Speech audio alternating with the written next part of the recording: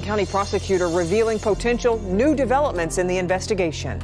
There's an additional piece of evidence that hasn't been released yet.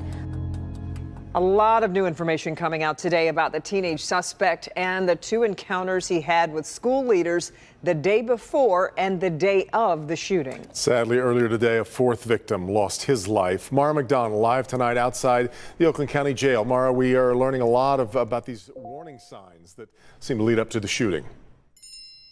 Devin, that's right, including that this suspected shooter's in-classroom behavior had become so alarming his parents were called down to the school the day of the shooting for a conference with administrators. And investigators are saying, from what they have discovered, this was not a spur-of-the-moment decision.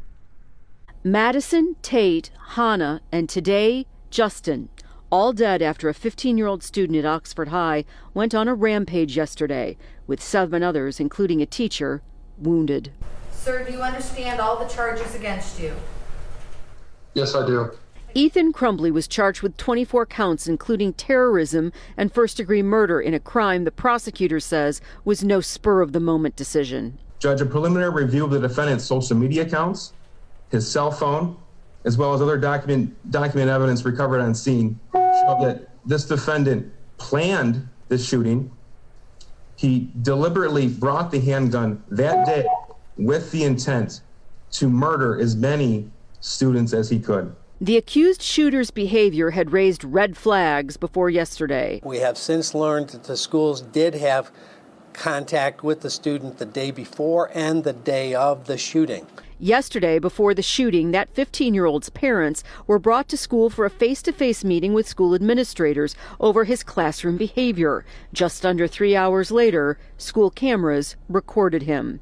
And what's depicted on that video, honestly, Judge, I don't have the words to describe how horrific that was. The accused shooter seen coming out of a bathroom and firing, aiming for students' heads with a gun his father bought last Friday. His parents, who briefly appeared during his arraignment, are also facing potential charges. With the right of owning a gun comes responsibility.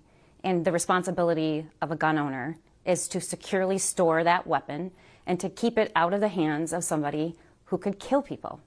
And in this case, that does not seem to have happened. Prosecutor McDonald says she's limited with what she can share at this point, but did say this late tonight. There's an additional piece of evidence that hasn't been released yet, but I can assure you it was troubling, it was disturbing, and unfortunately, he was allowed to go back to class.